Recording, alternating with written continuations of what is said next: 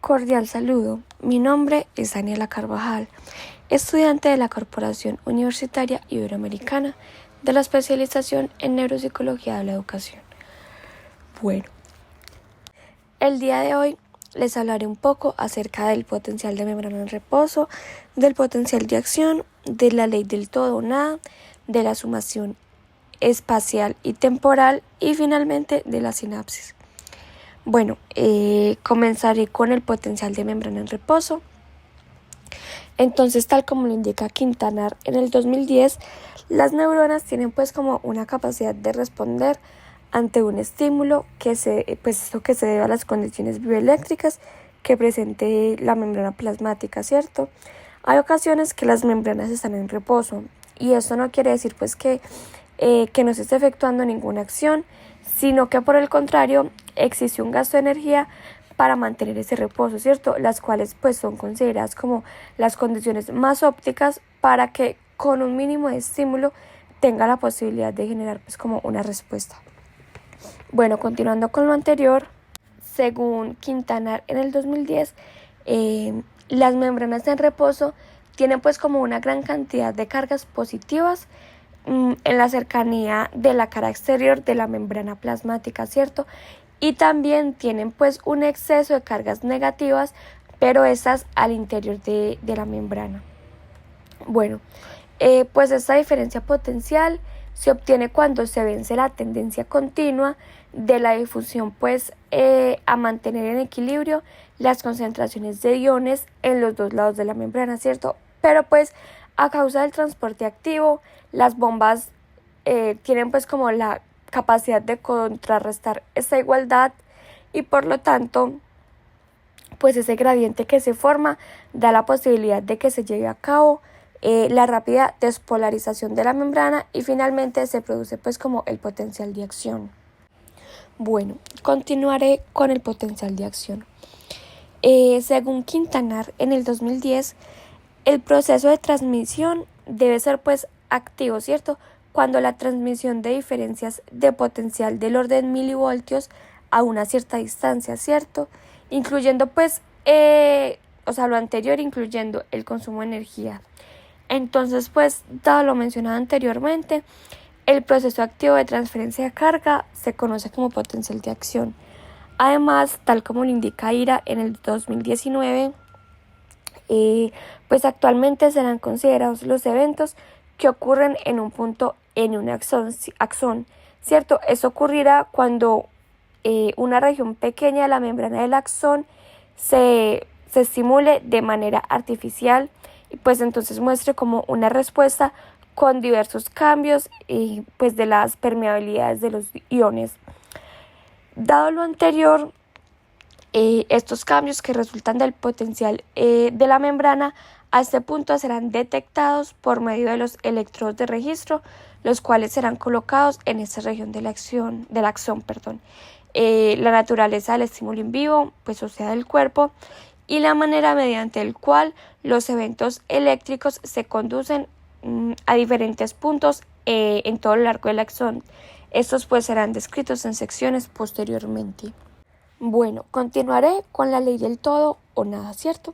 Según IRA en el 2019, cuando una región de la membrana del axón ha sido como totalmente despolarizada hasta un valor umbral, se creará el efecto de retroalimentación positiva de la despolarización, ¿cierto?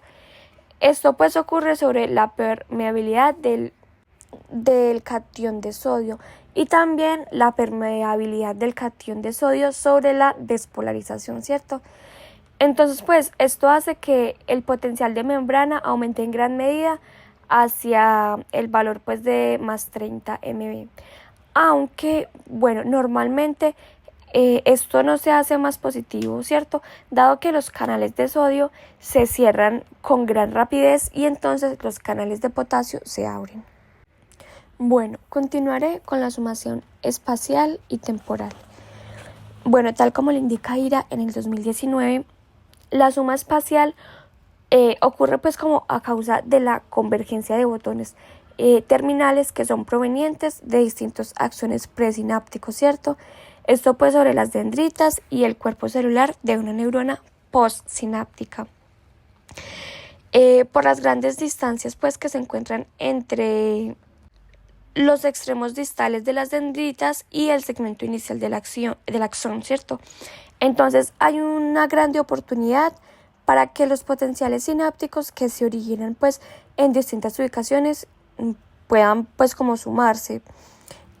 Cuando se habla de suma temporal, los brotes de actividad sucesivamente rápidos de un axón presináptico único tienen pues como la posibilidad de causar brotes que son correspondientes de liberación de neurotransmisores, ¿cierto?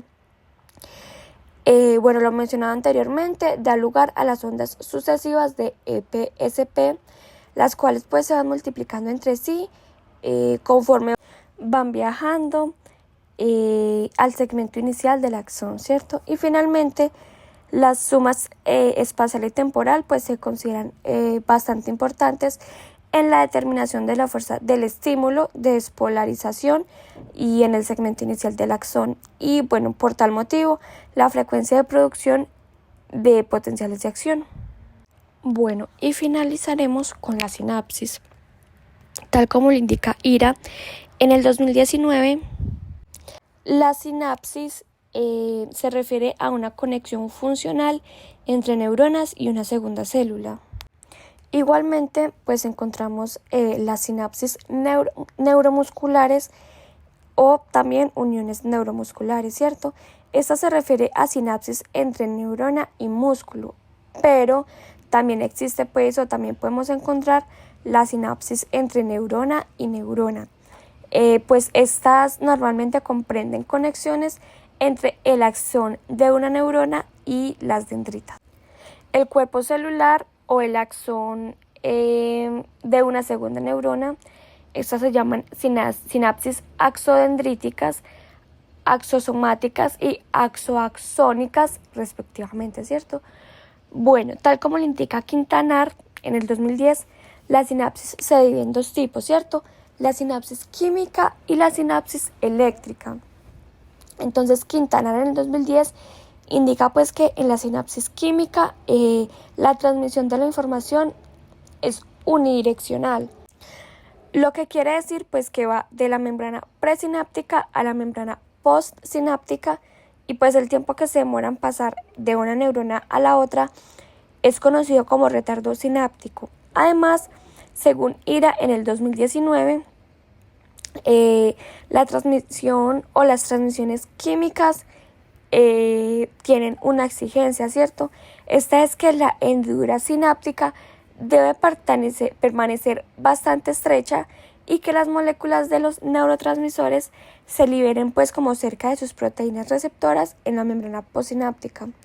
Bueno, y finalmente, continuando con lo anterior, según Quintanar en el 2010, cuando se habla de sinapsis eléctrica, no se tiene pues como diferenciación clara entre estructuras con vesículas sinápticas, pues la hendidura sináptica es muy estrecha y el espacio que existe entre ellas pues es casi que virtual, ¿sí? En esta sinapsis no hay pues como existencia de retardo sináptico y la conducción del impulso es bidireccional. Muchas gracias por la atención.